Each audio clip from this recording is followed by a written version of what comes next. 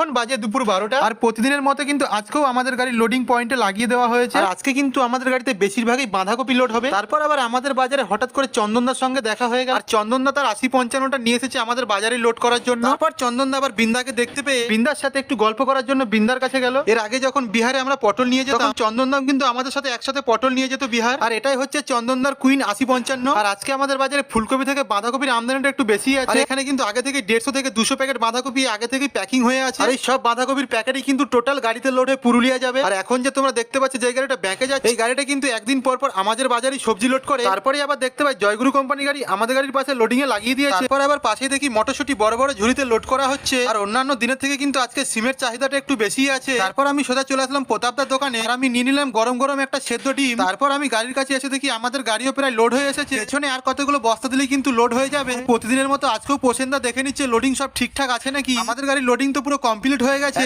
জয়গুরু কোম্পানির গাড়িতে লোডিং চালু হবে। আর আজকে পোষেন্দার লেভার কম থাকায় বৃন্দাকেও কিন্তু যেতে হলো পরে গাড়ি দড়ি টানার জন্য। আর এখন তোমরা যে গাড়িটা দেখতে পাচ্ছ লোড হচ্ছে, এই গাড়িটাও কিন্তু আজকে উড়িষ্যা যাবে। আমাদের বাজারে বেশিরভাগ গাড়ি কিন্তু লোড করে সব উড়িষ্যা যায়। বালুরঘাট থেকে আমাদের এক দাদা কমেন্ট করেছিল যে আমাদের বাড়ি কোথায়। আমাদের বাড়ি হচ্ছে পূর্ব বর্ধমান জেলার পূর্বস্থলী থানা এরিয়ায়।